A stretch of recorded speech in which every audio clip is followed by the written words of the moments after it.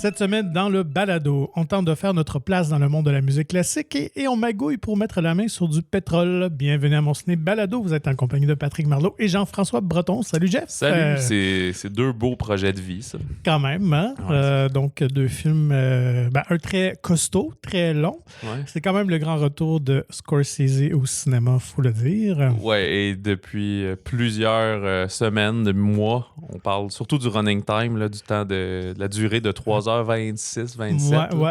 Donc, préparez-vous avant d'aller aux toilettes et achetez-vous un gros popcorn et une grosse liqueur pour ne rien manquer. C'est ça. Et sinon, aussi, le retour de Chloé Robichaud avec un nouveau film sur la musique dont on va avoir la chance d'en discuter un petit peu plus. On a également fait un épisode spécial aussi avec l'équipe du film. Oui, là, qui va est être en ligne. il est pas en ligne, mais peut-être qu'au moment où vous écoutez, c'est en ligne. Là, mais en tout cas, au moment où on enregistre, ça ne l'est pas encore, mais ça ne saurait tarder. Donc, encore une fois, ça a été une très belle discussion avec l'équipe derrière le film. On a appris plein de choses intéressantes. Écoute, on en reparle dans quelques minutes. Mais là, tu parlais de musique. Oui. Et j'ai envie déjà de dire, j'ai fait mes devoirs cette semaine. D'accord. Je n'ai pas écouté de film d'un prochain réalisateur ou d'ancienne œuvre d'un réalisateur qui sort quelque chose prochainement. Souvent, c'est ce que j'essaie de faire. Mais là, j'ai écouté du Taylor Swift. Ah. Puis là, la semaine dernière, on disait « je pense que toi, t'aimes bien Shake It Off. » Puis là, moi, je nommais... Merde, j'ai déjà oublié le titre de la tune. C'est deux chansons qui sont sur leur même album, sur 1989. Fait que je me suis dit, je vais écouter 89, qui est quand même un gros album de 2014. Puis après, j'ai écouté Midnight, qui est sorti, je pensais que c'était 2019, je pense que c'est plus 2022. Fait que c'était un très récent. Puis, c'est pas pour moi. Non, OK. J'ai fait l'exercice. Oui, c'est ça. Là, écoute, c'est pas un podcast de critique musicale, mais c'est comme... J'aime bien la musique pop, là. C'est pas ça. C'est pas que c'est trop bonbon ou il y a trop de synthétiseurs ou que ce soit. Là, il y a plein d'artistes que j'écoute dans cette veine-là. Mais c'est vraiment les thèmes. Là. Je reconnais certaines qualités musicales. Il y a des hits, il y a des trucs qui restent en tête, des bangers, des tunes qui restent en tête. Mais les thèmes puis ce dont elle parle, je trouve ça trop écolier pour moi. Là. Elle n'a pas une poésie qui me touche. Alors, c'est un signe que tu vieillis. C'est ça. Fait que j'étais au gym à faire de la gonflette en écoutant ça. Puis là, ça m'a rappelé comme tu sais, comme il y a des films des fois qui présentent ça, il y avait un peu ça dans Cours la cour, là, quand on croisait des gens, il y avait comme, à les toucher, il y avait un flashback de qu'est-ce qu'ils font. Dans Unbreakable, Shyamalan avait repris ça un peu, c'était un des super pouvoirs du personnage de Bruce Willis. Mais c'était un peu ça, fait que t'es comme, fait que là, au gym, à cette heure, quand je vois du monde avec leurs écouteurs puis qui font du deadlift de 1200 livres, peut-être qu'ils écoutent Taylor Swift, peut-être qu'ils écoutent, je sais pas qu'est-ce qui serait gênant. Ou peut-être qu'il y en a qui écoutent de la musique classique, justement. Pour ça. Des fois, j'écoute des podcasts, puis je suis un peu plus mollo dans ce temps-là. Ça va quand même mieux que la musique. Ça doit pédaler un peu moins vite. Ouais, c'est ça, plus dans l'une, tu sais. Ouais, c'est ça. T'es-tu allé voir le spectacle, finalement? Finalement, non, j'ai pas eu l'occasion. J'ai encore quelques semaines devant moi, je crois. Oui. Je sais pas encore. Si j'ai un petit trou, puis que j'ai rien d'autre d'excitant à faire, je pense que j'irai quand même. Là. Comme je te dis, ça avait quand même piqué ma curiosité, le 15-20 minutes que un j'avais petit vu, dimanche là, soir, là, quand il joue. Là. Ouais. Qui sait? Ça va être à suivre. Mais si je vais le voir au complet, je vous en reparlerai. Je sais pas si tu as beaucoup de nouvelles. Moi, j'en ai juste une. J'en ai quelques-unes. Mais elle parle de musique. Fait que je pourrais aller là. Les Chambres Rouges, là, j'en reviendrai jamais de ce film-là. Puis on va sûrement s'en reparler à la fin de l'année dans notre top. Ont annoncé que là, la trame sonore est disponible sur les plateformes numériques audio, là, genre Spotify et tout. Là. Je sais que j'ai pas eu le temps d'aller la réécouter. Ils ont fait une publication là, sur la page Facebook du film, là, des Chambres Rouges. Fait que j'imagine que c'est assez facile à trouver. Là, donc, la trame sonore de Dominique Plante. Puis, j'ai posé la question si ça allait être en vinyle. Parce que je me souviens plus si c'était dans l'épisode spécial ou en tout cas, on avait juste discuté avec la production. Je sais pas si c'était hors micro ou avec micro qui disait qu'il caressait l'idée. Mais on m'a pas répondu encore. Fait que, en tout cas, eux, c'était pas annoncé tout de suite la prévente ou quoi que ce soit. Là, on parle juste d'écoute en ligne. Mais quand même, la fameuse... J'ai pas écouté la trame, celle qui joue au milieu du film, puis à un moment donné, il y a un moment, elle devient vraiment plus forte et tout. Je ne sais pas si c'est un effet du film ou si ça l'est quand tu écoutes la chanson aussi, puis tu fais le saut à chaque fois. Je pourrais écouter ça au gym. Je vais essayer. Voilà. Fait que voilà, pour les Chambres Rouges, qui en plus continue sa vie à l'international, là, justement, comme on discutait. Oui, là, je pense qu'il vient de quitter l'affiche au cinéma Beaubien après 11 semaines, puis qui était probablement le dernier cinéma qui le jouait, ou peut-être des ciné-répertoires, des choses comme ça. Mais il était dans le festival Je vais pas me tromper, mais quelque part en Asie, là, Pascal puis la productrice Dominique étaient là pour présenter le film et tout. Fait que super beau parcours qui n'est pas encore terminé pour Les Chambres Rouges. Non. Puis découvrez ce petit bijou lorsqu'il sera disponible sur les plateformes. Oui, si vous l'avez manqué. C'est un très bon film québécois. Sinon, ça fait le tour de ta vie. Vas-y. Bon, on sait que la grève perdure toujours à Hollywood entre les comédiens et les studios. Alors, d'autres victimes de cette grève-là ont été annoncées, dont un film qui nous intéressait, The Bike Riders, qui sortait, je pense, c'était 1er décembre, donc repoussé à 2020. En fait, je pense qu'il n'y a même pas de date. Il a juste été retiré carrément du calendrier, donc j'imagine que ça va être quelque part en 2024. Oui, c'est ça, mais ça, c'est vraiment un cas de promotion parce que le film est complété et il était prêt à sortir. Ils ont juste dit, on peut pas faire de promo avec les comédiens, avec Austin Butler. Fait que... Mais, tu l'as dit, quand même, certaines productions, eux, sont touchés parce qu'ils sont en plein tournage et ils n'avaient pas terminé. Alors, c'est le cas pour Deadpool 3. Encore un des films très attendus de l'année prochaine. Donc, qui devait sortir à l'origine le 3 mai. Donc, la fameuse position du premier week-end Free Comic Book Day là, aux États-Unis, dans le monde un peu de la culture geek. Depuis plusieurs années, il y a toujours un film de super-héros à cette date-là. Donc, le tournage, toujours en suspens. Donc, le film ne sera pas prêt à temps. Donc, écoute, et puis ça pourrait être peut-être même en théorie une première année sans Marvel, parce que pour l'instant, il y avait juste 2 autres films d'annoncer. Ah oui, c'est vrai. Il y avait Captain America 4, Brave New World, qui devait sortir en juillet, et Thunderbolts en décembre. Les 2 n'ont pas terminé non plus leur tournage. Donc, est-ce que Deadpool serait juste décalé puis prendrait ces plages-là? S'ils ont besoin qu'un film soit vu avant l'autre, ben là, ils décalent le calendrier. Sinon, ils peuvent les remélanger. Là, mais écoute, ça serait quand même une première depuis, je pense, 2008 qu'il n'y aurait pas de film Marvel dans une année. Puis il n'y aura probablement pas de série aussi. Puis tout, parce que là, tu sais, Loki, saison 2, blablabla, sortait, mais c'est parce qu'il était déjà tourné. Mais là, en ce moment... fait qu'on va commencer à avoir un trou. Ouais, vraiment, vraiment. Puis, écoute, il n'y a pas de DC l'an prochain. Fait que ça se termine avec Aquaman. Alors, ça va être intéressant à suivre. Mais, écoute, oui, ça a de gros impacts quand même sur la distribution. Heureusement, il va y avoir Kraven the Hunter de chez Sony. On pourra se rabattre toujours sur ce bon Kraven. Puis c'est ça, finalement, le monde va tellement... On pensait qu'il y avait une fatigue des films de super-héros, mais les gens vont tellement être en manque qu'il va faire un premier week-end de 191 millions de dollars. Les gens vont capoter, tout le monde sur Kraven. Sinon, restons dans la thématique de la grève. Une petite nouvelle drôle importante, là, mais quand même, la Guilde des acteurs a envoyé une missive cette semaine concernant l'Halloween. Et ils demandent fortement à leurs membres, évidemment, de ne pas se costumer en personnage de films de studio, évidemment, parce que là, c'est comme une représentation de personnages. Alors, mais là, je pense qu'il y a en fantôme, il y a des fantômes dans des films. Ouais, mais tu sais, je pense que c'est peut-être costume générique. Mettez-vous pas en Jack Sparrow puis en Iron Man. Voilà. Je trouvais ça quand même très drôle. Là, comme directive, j'ai hâte de voir fait que ça va être écouté. Justement, à ce moment-là, vraiment un retour aux zombies, aux épouvantails. Aux sorcières, aux trucs plus en homme classiques. d'affaires, qui était le costume par excellence quand t'étais un enfant. En comédien en grève. Ça peut être très drôle. Ça. Mais là, c'est même pas un costume à ce moment-là. C'est déguisé en comédien qui travaille. Ça.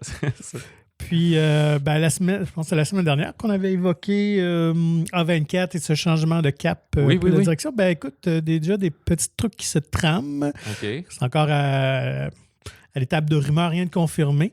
Mais il y a Matthew Vaughn en interview cette semaine. Pour Argyle, qui s'en vient en février. Il parle tranquillement de la promo sur ce film-là. Il a mentionné qu'il travaillait sur une reprise de Kick-Ass. Et que A24 serait dans la course pour obtenir les droits. Ben, une reprise, ça serait... En fait, ce serait pas nécessairement un reboot de ce que j'ai compris. Donc, on ne verrait pas le personnage de Kick-Ass et de... C'est It Girl, je pense? Ah oui, c'est It Girl. Ouais, c'est ça. Donc, Aaron Johnson puis Chloe Grace Moretz. Exact. Mais éventuellement, parce que Matthew Vaughn a toujours 50 millions de plans, alors il les ramènerait éventuellement peut-être dans un deuxième film, dans un deuxième temps. Il aimerait les revoir, mais je pense qu'il serait comme un spin-off un peu. Ouais, genre. Fait qu'on reste dans l'univers avec une nouvelle version qui mentionnait plus actuelle, qui reflète plus le monde et les technologies d'aujourd'hui. Donc, probablement réseaux sociaux et tout ça.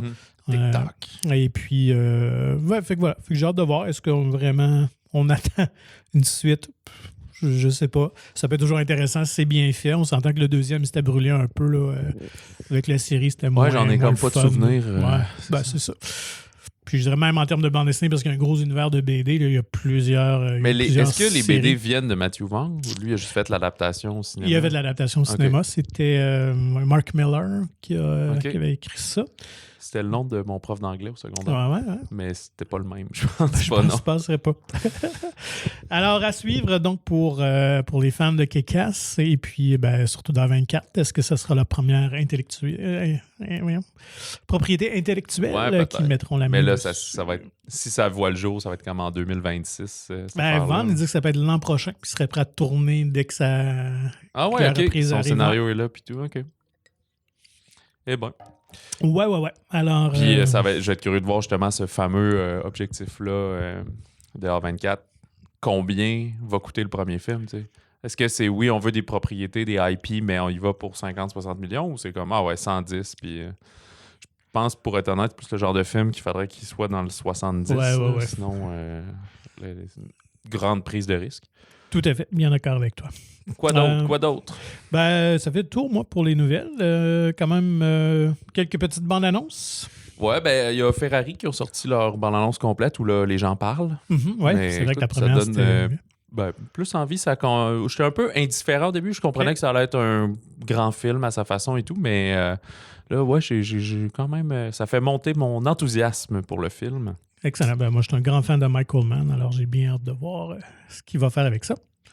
J'ai pas noté les autres. Tu m'avais dit. Les Trois Mousquetaires, c'est ça? Donc, Milady, cette deuxième partie qui prendra l'affiche le 20 décembre. 15 décembre. Donc, oui, écoute, ça semble encore plus grandiose. Encore, je dois confesser que j'ai jamais lu le roman, là, fait que je sais pas ce qui va se passer dans cette deuxième partie-là. Puis même les vieux films, si je les ai vus, je m'en rappelle plus. Donc, moi, je sens qu'il y a je les ai pas lus non plus. Je sens qu'il y a un des trois, Athos, Porthos, Aramis, là. Je pense qu'il y en a un des trois qui verra pas le générique, là. Ah, tu penses? Moi, je pense qu'il y en a. Je pense qu'il était dans il va avoir un sacrifice ou quelque chose comme ça, là. Non, mais il va être dans le film, mais que comme il va mourir au milieu du deuxième volet. Mais ils sont pas dans la suite, les Trois Mousquetaires, je pense. C'est quoi la suite? Écoute, il y a eu 3 romans en tout. Ah, OK. Je pense que c'est le retour de Milady, je pense, le 2. Le diptyque au cinéma, c'est le premier roman. Ah, OK. Ouais, peut-être que tout le monde est correct. C'est quand même des bonnes briques. Ouais, fait que je pense pas que... Ah, bon. Qu'on va voir ça. Mais en tout cas, il y a beaucoup plus d'action. Assurément, ça a l'air beaucoup plus grandiose en termes de visuel et de tout ça. Là. Fait que, en tout cas, moi, j'avais bien adoré la première partie. Oui. C'était une des belles surprises de l'année. Fait que... Puis, en tout cas, cette semaine, j'étais dans des panels et des affaires du milieu de l'industrie.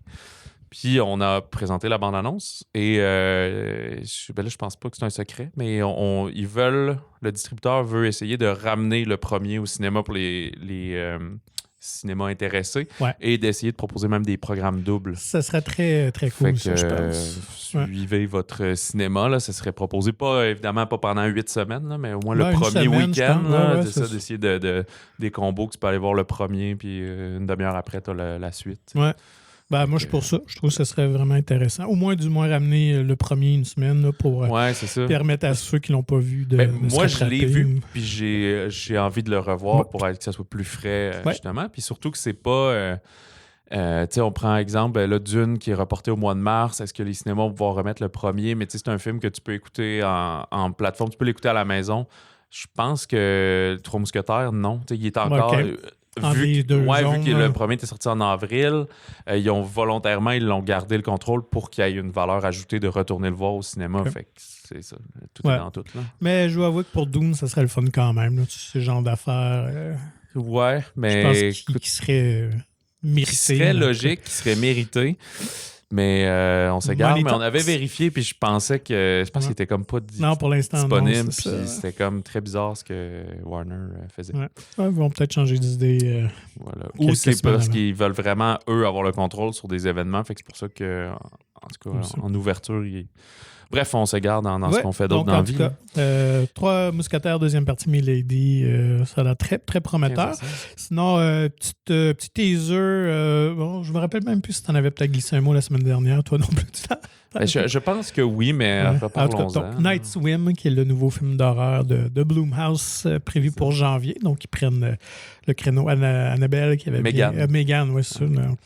Qui était comme qui a bien fonctionné. Pas un film grandiose, mais sympathique, puis qui arrive dans un trou de programmation, surtout pour ce genre de clientèle-là. Ouais. Puis, c'est ça. À cette heure, il y a des films. Il y a un film d'horreur par mois. Là, c'est même plus... octobre, ça se bouscule au portillon, mais sinon... Toujours moyen pour cette audience-là. Fait que Megan avait été un bon succès de box-office en cumulant un peu plus de 100 millions, je pense, à son parcours, ce qui était extrêmement surprenant. Et La méthode Blumhouse, c'est un film qui en a coûté comme 8 à produire. Là, genre. Tout à fait. Fait que là, on parle d'une espèce de piscine hantée. Ouais, c'est ce qu'on comprend, mais c'est vraiment un teaser. On a comme 1 minute, il ne se passe pas grand-chose d'autre qu'une ado qui se baigne, qui fait une baignade de soir. Son chum semble lui jouer un tour, puis finalement, elle se retrouve seule dans la piscine. Et, c'est des genres de démons. Il va y avoir quelque chose, on ne sait pas trop. Puis, si ma mémoire est bonne, c'était un court-métrage qui avait bien capté l'attention de Blumhouse, puis qui a été adapté en long-métrage. Ça arrive souvent dans le monde de l'horreur. Hein. Effectivement, c'est ce que je voulais dire. Là. Le réalisateur, c'est Bryce McGuire. Donc, j'imagine que le court-métrage doit se trouver probablement en ligne si on fouille un petit peu, mais c'est une soit une ça, tendance. ou il est barré puis ils veulent pas qu'on le voit. Au générique, là, on les voit pas dans le teaser, mais Wyatt Russell puis Kerry Condon, qui sont quand même comme ça, des acteurs de premier plan, là, de second plan, je sais pas comment dire. Kerry Condon était nommé pour The Banshees of Inisherin l'an dernier aux Oscars. Wyatt Russell... c'est pas des vedettes, mais c'est des acteurs solides. Là. C'est des acteurs établis. C'est ça, établi. OK, le bon. Fait que voilà. Découvrir donc ça va être le 5 janvier. Ils l'ont repoussé, ils l'ont sorti un peu plus tôt que prévu. Je pense que c'était comme le 19 janvier, finalement. Ils veulent couvrir tout le mois de janvier. Probablement la dernière fin de semaine de congé du temps des fêtes. Donc, ça fait le tour pour moi pour les bandes annonces. OK. Attaquons les nouveautés. Oui, moi, je suggère d'aller tout de suite dans le gros.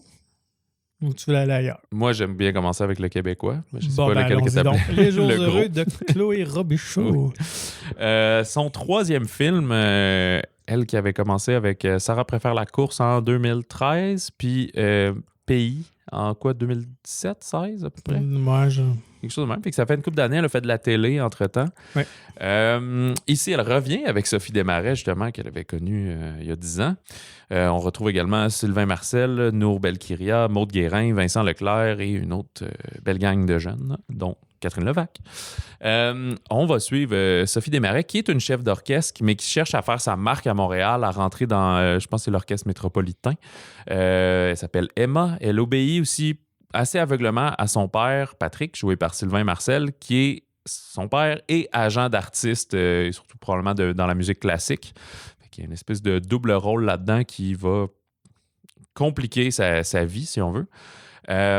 Et de la vie de tous, c'est une jeune artiste qui a une technique impeccable, elle a une excellente connaissance musicale et très professionnelle, mais il manque un petit peu de gut feeling, il manque un peu d'émotion dans sa direction d'orchestre, est un peu trop beige finalement. Genre. Techniquement, elle est parfaite, mais émotionnellement, c'est plus faible. Fait que tout ça va la conduire à essayer d'en mettre plus. Il lui reste... Elle sort d'une... comment on appelle ça? Résidence. D'une résidence, exactement. Fait que c'est pour ça qu'elle a des évaluations comme ça. Puis là, elle veut commencer à impressionner pour essayer d'avoir un poste à une place de renom. Elle aimerait bien à Montréal parce qu'il y a un poste disponible. Sauf qu'au travers de ça, la relation avec son père va s'intensifier et nous, on va connaître de plus en plus le backstory, qu'est-ce qui s'est passé avant tout ça, d'où est-ce qu'ils viennent pour comprendre où ils en sont. Puis Emma est également dans une nouvelle relation amoureuse compliquée quand même avec Naël, là, joué par Nour Belkiria, qui est violoncelliste, mais là qui est en instance de divorce. Elle a la garde partagée de son fils, mais c'est nouveau pour elle d'avoir une relation homosexuelle, fait qu'elle n'est pas prête à aller aussi vite que Emma voudrait, ce qui va frustrer Emma. mais qui est aussi un ancrage pour elle émotionnel parce que sa relation avec son père, avec sa mère est plus compliquée. Fait qu'on est vraiment dans cette espèce de tension émotionnelle, si on veut, de cette chef qui cherche à avoir un poste comme ça. Fin du synopsis. Mais, ça a été présenté en première au TIFF cet automne. C'est un film qui a déjà un certain rayonnement à l'international. Rapidement, on le compare beaucoup à Tar, il y a un an à peu près, ouais, avec Cate Blanchett, c'est ça? Ouais.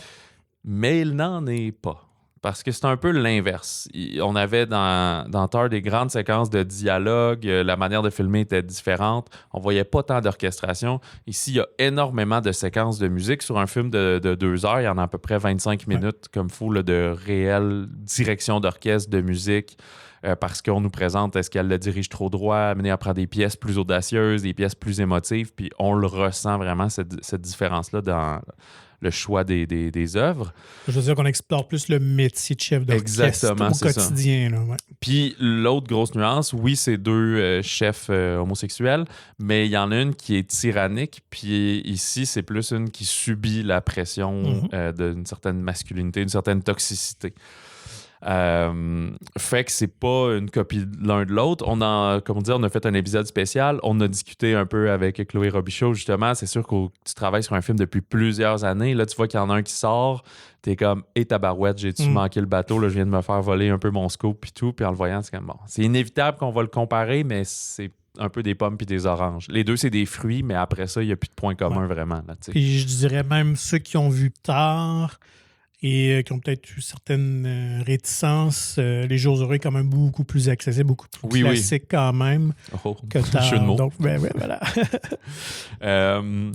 Voilà. Fait que c'est un film je trouve, de très grande performance quand même, de comédien. Sophie Desmarais, très incarnée. C'est un rôle qui est beaucoup intériorisé, justement, parce qu'on lui reproche de ne pas être assez émotive dans ses trucs. Fait on comprend tout ce qu'elle accumule, ce qu'elle garde en dedans, puis qu'elle-même, finalement, a de la misère à exprimer son espèce de sa colère intérieure, ce qui la fâche. Elle croit qu'elle doit être peut-être plus posée que ça pour être professionnelle.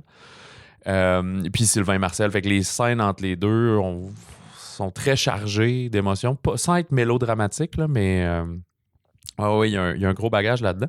Puis en discutant avec Chloé aussi, c'est comme, je pense qu'elle ne sent pas tant que ça charlatan dans le monde de la musique. Là, elle écoute d'elle-même beaucoup de musique classique puis tout, puis elle racontait qu'aussi, là, elle est invitée dans plusieurs panels différents pour parler de musique classique. Elle a dit, là, je suis plus une passionnée qu'une professionnelle dans ce niveau-là. Là. Mais c'est ça. Mais pour les acteurs, c'est un grand défi d'incarner un ou une chef d'orchestre parce que tu fais pas juste des simagrées en avant. Puis dans leur travail, ils ont été accompagnés, entre autres, de Yannick Nézet-Séguin. Mais ils ont eu... C'est une chorégraphie à apprendre, mais qui c'est quasiment comme une séquence de combat. Là. Moi, je voyais ça. Tu sais. Puis ils ont travaillé aussi à diriger réellement des orchestres pour voir comment ça fait la différence, à quel point tu mets de l'intensité. Si tu ralentis dans le rythme, ils vont ralentir, ça va se déconnecter. Puis, tu sais... Fait que c'est fascinant. Puis eux, c'était un stress là, parce que la performance, ça dit... même quand il y a des chants contre chants, là, donc la caméra filme l'orchestre, après la caméra filme le chef d'orchestre, elle dit ça n'a pas été tourné à part.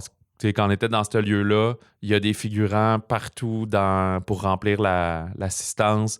L'orchestre est là, des 80 musiciens, puis le chef est là. Fait que c'est comme un vrai spectacle, mais toi, t'es comme, moi, je fais juste semblant d'être ça. Fait que tu te mais sens faut que ça paraisse vrai. C'est ça. Fait qu'autant le métier d'acteur, c'est de faire semblant. Elle dit, ouais, je me sentais un petit peu imposteur, là, mais ils m'ont rassuré, puis à un moment donné, j'ai assumé tout ça. T'sais. Non, on vous invite à écouter justement l'épisode spécial parce que c'était une conversation très révélatrice, puis c'était très intéressant de voir justement là, eux, comment ils ont vécu ça comme comédiens, d'apprendre ce métier-là, finalement, après ça, de l'exercer quand même pour vrai, entre guillemets, on s'entend. Puis, quand Sophie Desmarais, c'était quand même pratiquement près de 2 ans de préparation. Oui, quand c'est même, ça là, fait que c'était de longue haleine. Et d'ailleurs, tu l'as souligné, elle est juste époustouflante dans le rôle, là, où elle est tout en retenue. Tout passe beaucoup par ses yeux aussi. On est souvent en gros plan sur elle lorsqu'elle dirige, puis même en dehors de ça aussi. Donc, vraiment une prestation sans faille. Tous les comédiens sont excellent. Juste, comme tu dis, on aurait pu tomber un peu dans le mélo avec ce genre d'histoire-là, mais pas du tout. Tout est crédible, donc j'ai bien apprécié. Et puis, comme je disais, le film, c'est vraiment très accessible à tout le monde. Là. On est dans une histoire très...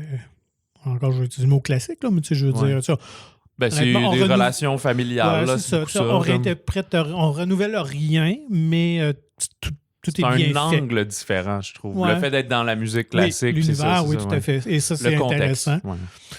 Ça, j'ai beaucoup apprécié, justement, d'avoir un peu accès à ce monde-là. Donc, allez-y, c'est vraiment un très bon film. Au niveau de la mise en scène, de la caméra, je trouve que c'est des belles images, mais c'est tranquille, c'est pas tape à l'œil. En fait, c'est un peu peut-être le constat des films cette semaine. C'est efficace, je dirais, mais justement, c'est pas je crois que Chloé Robichaud est une cinéaste qui met beaucoup d'efforts à diriger ses comédiens. Oui. Des fois, le penchant... jeu versus technique. Là. Fait qu'elle est plus de ce côté-là que fais-moi des folies, puis un grand zoom, puis des affaires comme ça. On est plus dans le standard. Mais ça porte fruit, justement, je trouve, pour un film sur la musique classique comme ça. Ouais. Il y a eu énormément de films sur la musique classique depuis 2 ans, justement. Il y avait Divertimento qui était passé en coup de vent cet été, où c'était justement aussi c'était une étudiante plus jeune dans son parcours qui voulait faire sa place en tant que chef d'orchestre dans un milieu assez masculin. Fait qu'il y a un peu ce côté-là aussi ici qui est touché, veut pas. Puis voilà. Fait que non, moi j'ai bien aimé ce film-là. Je trouve que c'est... je veux pas dénigrer d'autres films, mais fait pour les bonnes raisons, fait avec passion. Il y a une proposition dans cette œuvre-là. C'est pas un film de commande. Je trouve ça vraiment bien. J'espère que les gens vont se donner la peine d'y aller parce qu'il y a eu un gros boom récemment avec Testament, avec d'autres films comme ça. Puis des fois, quand il y a trop de bons films en consécutif, ça s'aide, mais ça se nuit un peu parce que les gens vont pas nécessairement au cinéma à toutes les 2 semaines. Là. La moyenne, c'est peut-être plus une fois par mois là, pour ceux assez férus de cinéma. Fait que des fois, ça va faire que tu vas manquer le bateau sur un titre à cause de ça. Mais ça confirme que c'est quand même une excellente année pour le cinéma québécois. Oui, vraiment, c'est ça. Énormément de films qui s'enlignent ou qu'on prévoit qui dépassent le $1 million. Oui, il n'y en a pas qui vont faire 6 millions, mais les années où il y a un film qui fait 5-6 millions, il y en a moins qui dépassent le $1 million. Alors que tout le monde partage la tarte. C'est ça, voilà. Fait que, en tout cas, c'est plus pronostic. Là. Je ne sais pas si Jour Heureux va se rendre à 1 million. C'est le premier week-end qui va nous dire combien il sort. Là. Mais Testament, lui, va le prendre... probablement au bout de la semaine prochaine, j'ai l'impression, si c'est pas même à la sortie de la fin de semaine. Donc, allons dans un tout autre registre avec Killers of the Flower Moon de Martin Scorsese. Ouais, la note américaine, que plusieurs aussi disent c'est quoi ce titre-là, ça sort donc de nulle part. Oui, c'est un peu champ gauche, mais c'était déjà, le film est inspiré d'un roman de David Gran, puis c'était déjà le titre de la traduction du roman, donc je pense qu'on ne s'est pas posé la question, essayer de changer le nom rendu au cinéma. C'est un livre de non-fiction, fait que c'était plus une enquête. OK, voilà. Ouais, sur le phénomène. C'est avec Leonardo DiCaprio et Robert De Niro, donc les 2 coqueluches de Scorsese en même temps. Les 2 générations, ces 2 acteurs fétiches. Ouais, c'est la première fois qu'ils sont ensemble? DiCaprio et Scorsese, c'est leur 3e fois. Non, DiCaprio et De Niro. C'est leur 3e fois. Donc, ils avaient joué dans 2 films des années 90. Je pense This Boy's Life, puis je l'avais noté justement parce que je voulais aller Marvin's Room. OK, je ne connais pas ça. J'ai pas vu Marvin's Room. This Boy's Life, je l'avais vu à l'époque. Il jouait justement le fils, je pense, de De Niro. Mais depuis que DiCaprio est connu comme il l'est, depuis Titanic, ils n'ont pas joué ensemble. Non, c'est ça depuis 80. Je pense que c'était 16 ou 17 Marvin's Room dans ces années-là. Ouais. Fait que voilà. Lily Gladstone aussi. Jesse Plemons, que j'aime beaucoup. Et Brendan Fraser, même un petit caméo, qui est revenu d'entre les morts depuis 2 ans.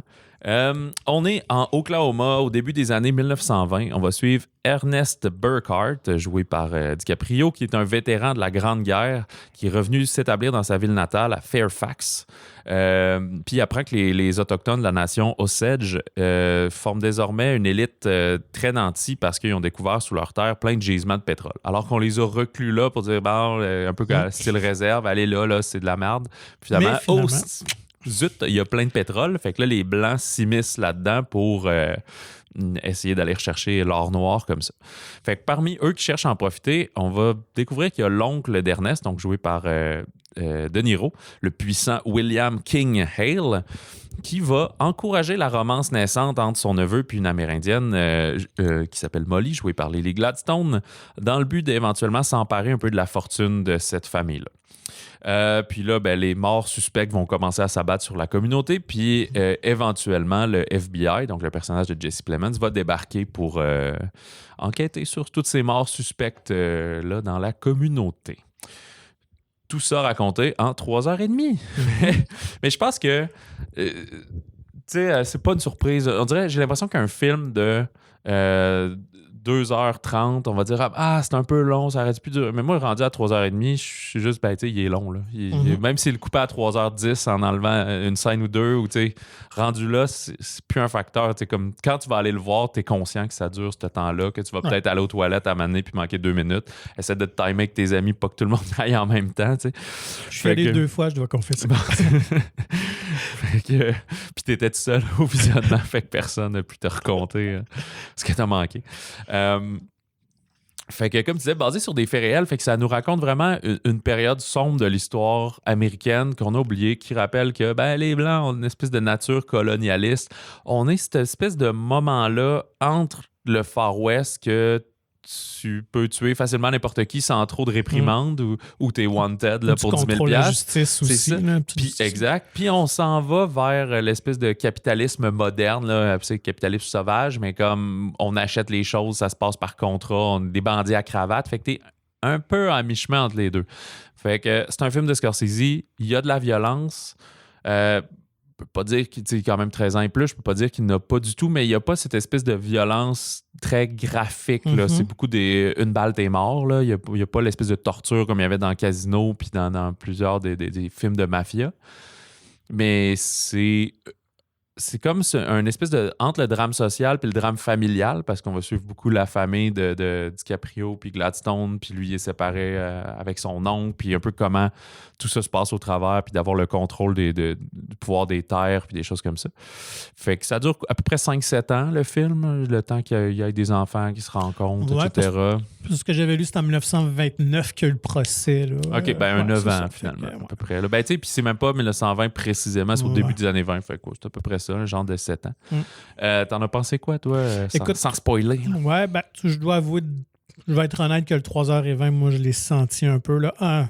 Honnêtement, je vais peut-être créer une hérésie parmi les ventes de Scorsese. Je pense qu'il aurait pu resserrer un petit peu le montage. Là. Mais il y a énormément de films qui durent 3 heures, lui, dans sa filmographie. Mais 3 heures, pas mal, plus ou moins 2 minutes. Là, mais ceci dit, je comprends son intention, où le film est vraiment divisé comme en 2 parties. On a peut-être la première heure, on est très dans l'espèce d'idylle de cette relation-là naissante avec le personnage de DiCaprio et Molly. Ouais, on comprend le contexte un peu plus. Ouais, c'est ça. On installe justement tout de ce qui se passe, les relations entre les Blancs, les Osages.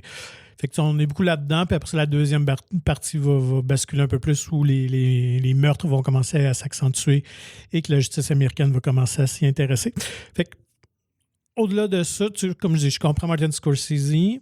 Là, c'est plus une proposition. Est-ce que vous trouvez ça trop long ou pas? Ça va être à vous de juger. Sur le reste, au niveau technique, rien à redire. C'est un très beau film. La recréation historique, elle est complètement malade. Donc, on prend une grosse partie.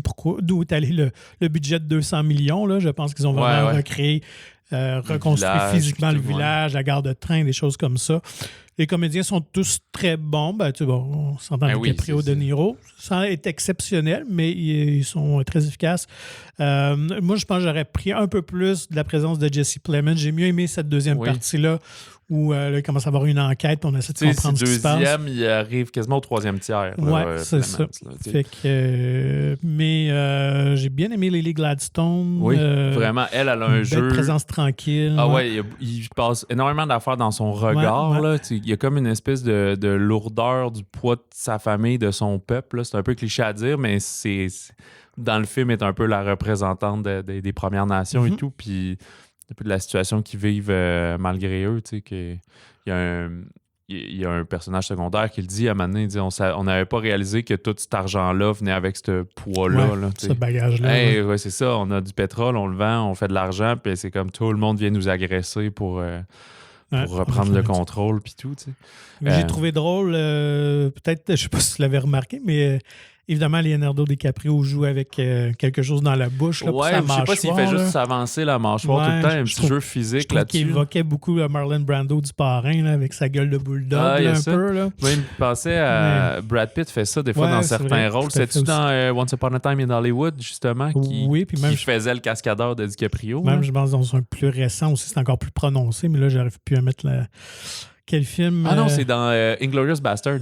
Buongiorno, qui a très le menton avancé. Mais récemment, dans son plus récent film aussi, là, c'était beaucoup plus prononcé. C'est quoi son plus récent? Le film de train à grande vitesse? Bullet Train? Ouais, il y en a-tu sorti un cette année? Qui avait un petit rôle, en tout cas, bref. Mais oui, effectivement, Brad Pitt aussi a cette tendance-là maintenant d'imiter, je pense, un peu le style Brando. Là. Fait que par moment, ça m'agaçait un petit peu, honnêtement. Là, c'est son faux dentier à DiCaprio. Oui, c'est ça, parce qu'il y a les dents un petit peu plus croches. Pas 100% croches, mais tu vois qu'il... Mais c'est un certain respect de l'époque. Tu arrives avec tes dents blanches toutes bien alignées de traitement orthodontaire. C'est comme, je comprends ça. C'est pas ça, fait que je suis en accord avec ça. Donc, c'est ça. Fait que il y en a beaucoup qui crient au génie. Un Mediafilm, le côté 2, donc remarquable. Dans 20 ans, pourrait devenir un chef-d'œuvre. Ouais. Écoute, on parlait hors enregistrement, on peut en discuter un peu de la filmographie de Scorsese, puis il y en a qui sont déjà, c'est dans le top 5 et tout. Moi, ce que j'aime bien, c'est que oui, tout le monde joue bien, c'est des acteurs de grand talent qui est allé chercher, avec qui il est habitué de travailler aussi. Mais je trouve que c'est davantage un film d'histoire. Tu y vas pour l'histoire, l'espèce de c'est pas sur des générations, mais l'avancement à travers le temps, etc. Plus que c'est une performance larmoyante puis qui va aller te tirailler. Fait que je crois que c'est un film qui va se ramasser son lot de nominations. Je ne sais pas combien de prix il va gagner. C'est dur à se prononcer tant qu'on ne sait pas l'ensemble des nominations. Ouais. Je pense qu'en scénario adapté, il peut tirer son épingle du jeu. Je crois que Lily Gladstone, comme actrice de soutien, peut aller chercher beaucoup. Oui. Mais DiCaprio, en rôle principal, je pense qu'il va avoir d'autres performances plus marquantes dans l'année. Oui. Et lui en a fait de plus marquantes aussi, même s'il était très efficace. C'est ça. C'est sûr que ça mérite une nomination pareille, puis dans meilleur film, puis tout. Puis c'est un film considérable et d'envergure, ne serait-ce que d'avoir tenu son bout pour que ce soit un film, d'avoir la durée qu'il veut. Il a atteint un point où il y a un tapis rouge devant lui, puis on lui donne pratiquement tout, tu sais. Mais c'est ça, je disais, j'encourage le cinéma, puis j'ai beaucoup apprécié le film, mais on n'est pas loin d'ajouter, comme on dit, 25 minutes, puis que ça devienne une mini-série, un limited series de 4-5 épisodes. Mais Apple TV tient et merci à eux, sortir leur film au cinéma, leur faire une vraie vie au cinéma, ce que Netflix ne fait pas. Tout à fait. C'est tout à leur honneur, et c'est quand même un film qui est intéressant à voir, ne serait-ce que pour les paysages qui sont fantastiques. Et moi, il y a la bande sonore que j'ai beaucoup aimée aussi. Ouais, c'est qui a fait? Robbie Robertson, qui est malheureusement décédé il y a 2 mois, qui était à la tête d'un band que j'oublie. Fait que c'est quand même un musicien très connu. C'est dans le monde un peu niché de la musique. Là, peut-être pas de Monsieur, Madame, tout le monde, mais fait que c'est assez rare. Et je pense que c'est pas la première trame sonore qu'il a faite avec Scorsese non plus. Puis il y en a souvent, mais très subtil, là, des tambours, une petite basse qui est comme... c'est ça. Puis écoute, même à un moment donné, tension, un peu, on dirait comme synthétisé pop un peu par moment aussi. Là, je trouvais que... Je trouve que c'est le fun, mais ça te détonne avec le temps. C'est pas juste un gros John Williams classique. Non, c'est ça, vraiment ailleurs. Fait que ça, j'ai bien apprécié. C'est quelque chose que j'ai remarqué. Mais c'est ça. Moi, je ne crierais pas au génie. Là, encore là, j'ai bien apprécié. C'est à la hauteur de son talent, ça, c'est sûr. Mais pour moi, c'est pas dans ses top 5, là, honnêtement. Mais c'est peut-être juste nous autres qui sont trop desséchés. Peut-être. Parce que partout, on crie au génie. Fait que tentez votre chance. Puis comme je dis, là, à un moment donné, t'assumes d'aller le voir, là, tu t'arrêtes de chialer que c'est trop long. Là. Tu le sais que ça va être ça, 3h30. C'est pas une surprise rendue dans la salle. Moi, j'ai quelques fun facts, si tu veux que j'y aille. Ben oui, vas-y. Vas-y. Donc, tu disais, donc, le film est adapté de l'œuvre de David Grant. Donc, pour ceux qui s'intéressent, qui est vraiment une œuvre documentaire. Là, donc, c'est vraiment une enquête. Il a travaillé une dizaine d'années sur ça. Sur ce livre-là, qui était sorti en 2016. Donc, les droits ont tout été achetés parce que, dans le fond, depuis 2017, que Scorsese et DiCaprio étaient rattachés au projet. Même que DiCaprio, à l'origine, devait jouer le rôle de Clement, l'enquêteur. C'est ça, Tom White, l'enquêteur du FBI. En fait, ce qui est intéressant aussi dans le film, c'est que c'est la première enquête officielle du FBI qui venait d'être formée. Il y a tu as vu le petit clin d'œil? Je sais pas, je te vole de quoi quand il... On le voit dans la bande-annonce, là, mais tu sais, Plemons arrive et dit « Ouais, je t'ai envoyé par J. Edgar Hoover. » Puis lui qui a formé le FBI plus tard. Puis DiCaprio, son personnage, dit « Ah, je sais pas c'est qui, mais il a joué le biopic de Clint Eastwood sur Hoover. » Je trouvais ça coquin. Mais en cours de route, finalement, il trouvait le personnage plus intéressant, celui d'Ernest Burkhart, qui trouvait qu'il avait plus de chair. Et d'ailleurs, ils ont remanié complètement le scénario en 2019, là, où justement pour mettre l'accent plus sur le point de vue des communautés des Premières Nations, des Osages et tout ça. Donc, je pense que la première version, c'était peut-être plus l'enquête du FBI et tout ça, là. Donc, Scorsese a comme fait ce changement-là de cap dans l'adaptation du scénario, ce qui a repoussé aussi un peu le tournage et évidemment la COVID, là, parce que normalement, le tournage devait avoir lieu en 2019-20 dans ce temps-là. DiCaprio, 6e collaboration avec Scorsese. De Niro, une 10e quand même. DiCaprio, qui est aussi un des producteurs du film, aurait reçu la coquette somme de 30 millions pour jouer dans le film. Dans le film, OK. Quand même. Et puis, ce qui est intéressant, De Niro, c'est qu'il a 80 ans. Et le personnage qui joue, William McHale, avait 45 ans quand même à l'époque. Ah ouais, OK. Pratiquement quand même le double de DiCaprio, son personnage aussi devrait être plus jeune, parce que DiCaprio a comme 45 ans, justement, à peu près. Là. En fait, dans la début quarantaine dans la vraie vie. Là. Oui, je pense que il y a mon âge, je crois qu'il doit être plus un 45, 46. C'est ça, mais on comprend que son personnage devrait plus avoir comme 29 ans, peut-être. Là, et dans la vraie vie, donc, le personnage de Molly, joué par Lily Gladstone, elle était plus vieille que le personnage de Burkhart. Quand j'avais noté ça. Ernest, là? Ouais, d'Ernest. Elle était... je pense que c'était 10 ans plus vieille, mais Léo est 12 ans plus vieux que Lily Gladstone. OK, c'est ça. Les aléas du casting, ça me faisait bien sourire. Sinon, si vous vous intéressez vraiment au film, au phénomène, il y a déjà eu un film sur cette tragédie-là qui s'appelle Tragedies of the Osage Hills, qui date quand même de 1926. Alors quand même... mais là, ça veut dire que c'était frais en tabarouette quand il avait fait ça. Tout à fait, j'avais jamais entendu ce film-là, mais donc, il y a déjà eu... Puis en 26, c'est un film muet? Nécessairement. Je pense en 27 que le son est arrivé avec The Jazz Singer. Fait que, ça doit être... OK. Il ne doit pas durer 3h27. J'imagine que non. C'est ça. J'imagine que non. Sinon, pour le pianiste, ça devait être infernal. Jouer ça. C'est ça. Fallait que t'en achètes... Pas t'en achètes, mais tu payes plusieurs pianistes. Il y avait un sub au milieu. Puis, je pense que on l'a pas évoqué, puis sans spoiler, l'ouverture du film vers la fin, là, très intéressant, une mise en scène différente. Et moi, j'étais content de voir un de mes idoles, Jack White, on voit très peu au cinéma. Il avait joué un peu dans, pas Brokeback Mountain, mais Retour à Cold Mountain à l'époque. Genre qui faisait un petit personnage secondaire, puis là aussi. Fait que moi, j'ai aimé ça. Non, il y a de bonnes petites trouvailles visuelles aussi. Là. Certainement, même, je pense, l'ouverture, on est un peu comme... l'époque du cinéma muet, là, justement, là, on nous présente c'était des vieilles bobines d'époque, tout ça. Là, fait que, un petit côté esthétique là, bien fouillé. Fait que c'est quand même un film qui va faire jaser parce que il est au bout des lèvres, tout le monde en parle, ne serait-ce que c'est ça, pour les prix, la durée, le cast de ces retrouvailles-là dans tout ce monde-là. Fait que... Et quand je dis aussi le grand retour de Scorsese, ça fait quand même depuis 2016 qu'un de ses films n'avait pas été projeté au parce cinéma. Que le Irishman avait été que sur plateforme. Puis 2016, c'était quoi? C'était Silence. Ah oui. Sur avec les Jésuites. Liam Neeson, puis... Andrew Garfield. Que je n'ai pas vu. Mais non plus, qui est comme passé un peu dans l'indifférence. Je réalise que j'ai... Ben tu sais, c'est parce que c'est ça, j'étais là, il y a quoi, 15 films? Puis non, il y en a comme 25, genre... Puis j'ai vraiment pas tout vu, mais je n'ai quand même vu, mettons, 9 de lui. Il n'y a pas tant de réalisateurs que j'ai vu 9 de leurs films, pas tant de réalisateurs et réalisatrices qui ont 9 films ou plus, mais c'est quand même pas la moitié de ce qu'il a fait. Alors, voilà. Allons dans un tout autre. Allons dans le thriller, dans le suspense psychologique. Vision de Jan Gozlan. Exactement, Gozlan, avec Diane Kruger, cette Allemande multilingue, polyglotte. Mathieu Kassovitz et Martha Nieto. On va suivre le personnage principal joué par Kruger qui s'appelle Estelle, qui est une pilote d'avion de ligne, là, donc de gros vols, pas commerciaux, mais de passagers et tout. Elle a une discipline de vie, une routine quasi militaire. Elle nage beaucoup, elle court, elle s'entraîne, elle pèse, elle calcule tout ce qu'elle mange. Puis elle essaie de tomber enceinte avec son mari Guillaume, qui est un médecin joué par Kassovitz. Mais sa routine va être chamboulée quand elle va voir réapparaître dans sa vie Anna, qui est une photographe, une artiste avec qui elle a vécu une aventure romantique et passionnée à peu près 20 ans plus tôt.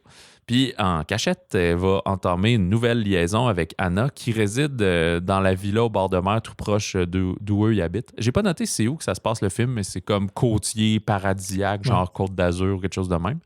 C'est ce qu'on devine. Oui. Et c'est ça, sauf qu'Estelle avait d'abord revu Anna en rêve avant de commencer à la voir en réel. Fait que là, c'est cette espèce de prémonition étrange où elle voyait du sang puis des choses un peu troublantes va commencer à la mélanger entre la réalité puis le rêve. Puis bien évidemment, les choses vont pas aller à s'améliorant dans ce suspense psychologique-là où on essaie de voir c'est-tu l'avenir, c'est-tu le passé, c'est-tu vrai, c'est-tu elle qui est folle.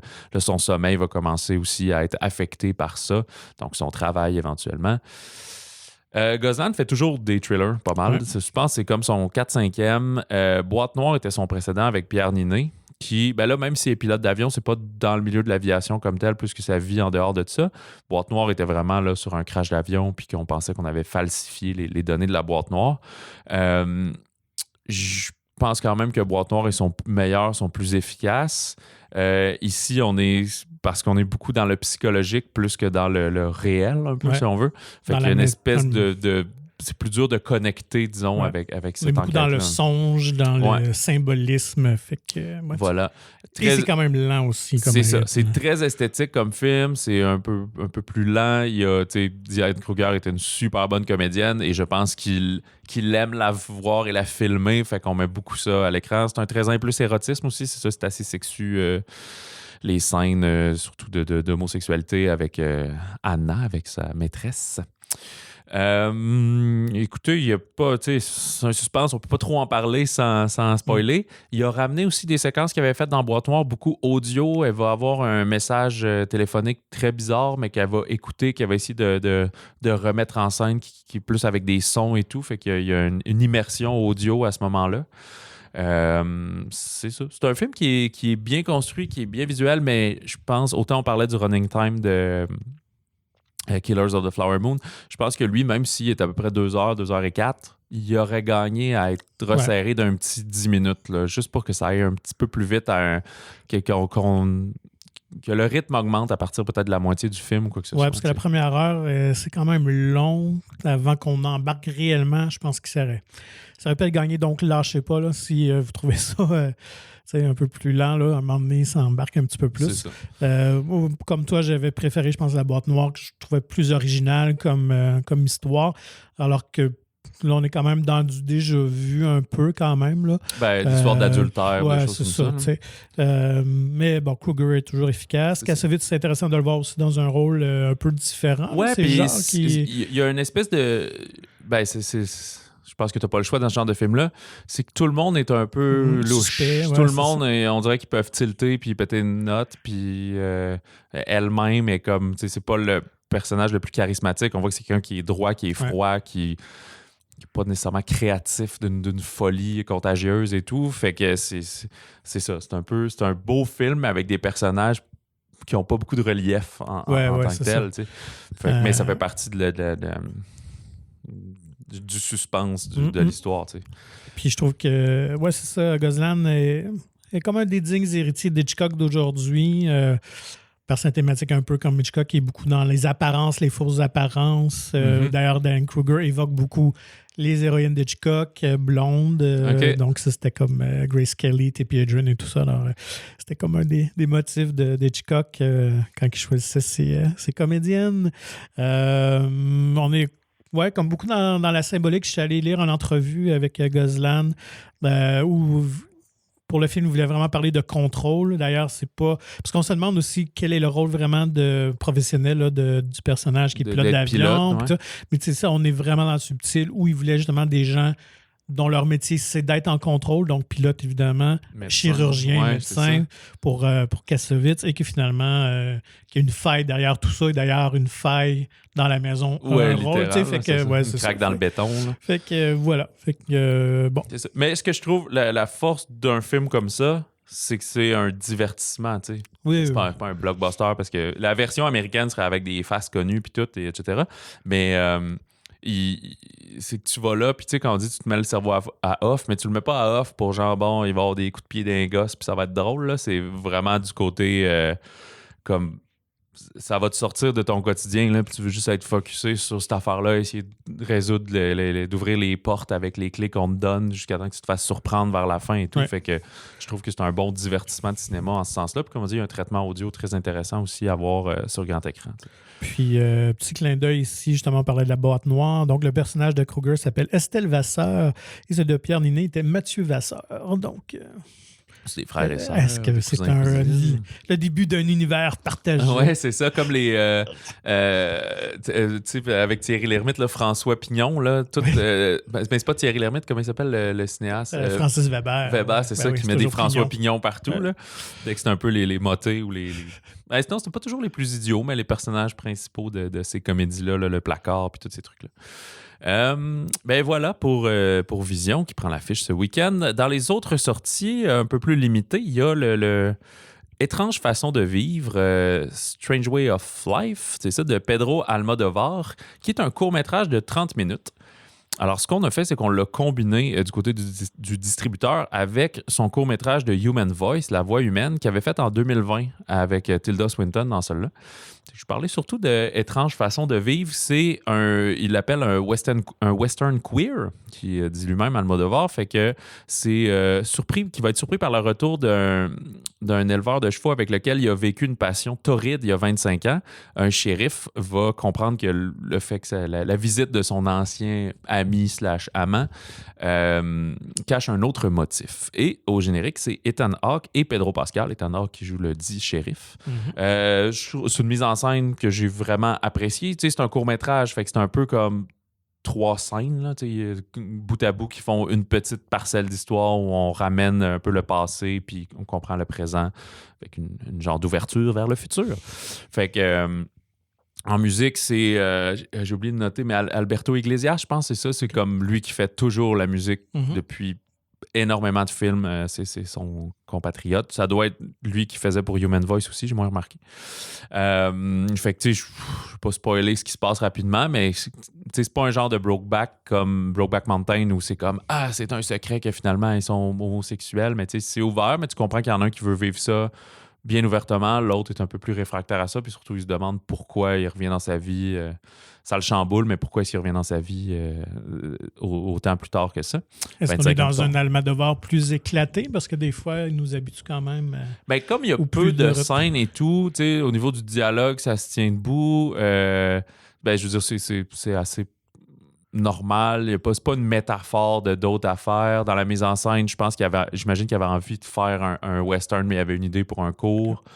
Fait que... On est plus dans le drame. Oui, c'est ça. Ouais, exact. Non, parce que des fois, il verse dans la comédie noire, dans la satire. Non, c'est ça. On est vraiment dans le drame de type western. Puis même chose, Human Voice, c'est plus joué par Tilda Swinton. Là, c'est un film de 2020, fait que d'après moi, il a été tourné en pandémie. C'est pour ça que est en monologue. Lui, c'est une femme qui attend le retour de son mari, mais qu'on comprend qu'il est en train de la laisser. Fait que c'est elle, son espèce de deuil en quelques jours qu'elle va faire en lui parlant au téléphone. Fait qu'on entend juste sa version à elle, monologue. Puis elle est avec le chien, qui était le chien de son ex-conjoint. Puis, sauf que lui, dans cette mise en scène-là, on est en studio. C'est comme elle est dans sa maison, mais tu vois la caméra n'hésite pas à sortir. Elle sort de la maison, puis la maison est dans un studio là, monté sur des montants en bois là, de 2x4, puis tu vois que tu es dans le studio en béton, puis tout. Fait qu'il y a comme une espèce de mise en abîme là-dedans qui est assez originale dans la mise en scène. Fait que non, ça fait un programme de... Là, c'est contrairement à l'inverse, c'est un film que... mis ensemble, ça dure 65 minutes. Là, c'est 1h05. Fait que vous pouvez faire le doublé avec Killer of the Flower Moon. Oui, c'est ça. C'est 4h30 si ça fit. Mais ce que je veux dire, c'est que ça se glisse bien dans une journée. Avant, selon les heures où il est projeté, il y a une coupe de cinéma à Montréal, du parc. Je pense que c'est le cinéma du musée. Il y a le Clap à Québec. Puis il me semble qu'il y en avait 2 autres que j'avais vus sur le communiqué de presse. Que... samedi, là, s'il joue, tu vas de 5, il est fini à 6h30, tu vas au restaurant, ou l'inverse, tu finis ta soirée. Ah, ben oui, peut-être qu'il joue à 9h30 le soir, mais il va être fini à 10h30, quoi que ce soit. Fait que ça se glisse bien dans une journée ou cette semaine, peut-être, s'il joue vers 4h30, 5h après le bureau, hop, une petite heure pour aller voir 2 bons courts-métrages d'Almodovar. Avant la partie du Canadien samedi soir. Voilà, c'est ça. Ah, ça te met dans le beat pour le hockey. Fait que beaucoup de thématiques homosexuelles cette semaine au cinéma. Voilà. Moi, ça me choque pas. Ça me dérange pas tout. Je trouve il y a une affaire, mais ça, c'est juste mes mœurs. Là. On a déjà parlé de la sexualité au cinéma. Pas les pratiques d'être hétérosexuel ou homosexuel, mais quand on met souvent, c'est des femmes nues qu'on va mettre. Puis il y a un peu ça dans Vision. Puis des fois, je me dis toujours, est-ce que tu avais besoin d'en monter autant ou c'est toi qui as quand même envie de voir ça? Puis c'est ça mon malaise avec. J'aime mieux les trucs suggérés comme dans Simple comme Sylvain qui a finalement vraiment le montré. Bon. Mais c'est peut-être juste moi. Peut-être qu'il y en a qui vont exactement pour ça. C'est peut-être une affaire de justement, ça va vendre une coupe de plus de billets si on voit les seins de la comédienne. Écoute, c'est tout. J'ai pas noté d'autres choses cette semaine. Il y avait, je pense, quand même un documentaire et autres, mais il n'y a pas eu accès. Voilà, c'est les films majeurs de la semaine. La semaine prochaine, 2 sorties. C'est le week-end d'Halloween. On va être le 27 octobre. Five Nights at Freddy's, 5 nuits chez Freddy, l'adaptation d'un jeu vidéo où des mascottes possédées tuent les gens qui font le ménage dans cette place-là.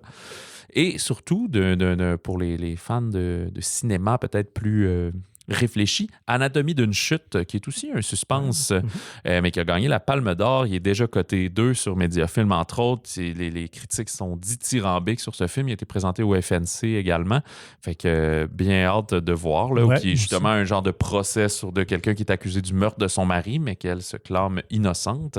Puis je pense que dans le montage aussi, on va être très créatif. On parle d'une œuvre de grande qualité dans le cas de ce suspense-là. Et c'est pas mal les 2 sorties majeures la semaine prochaine. Pour nous contacter, comme d'habitude, écrivez-nous balado au singulier à commercial-monciné.ca.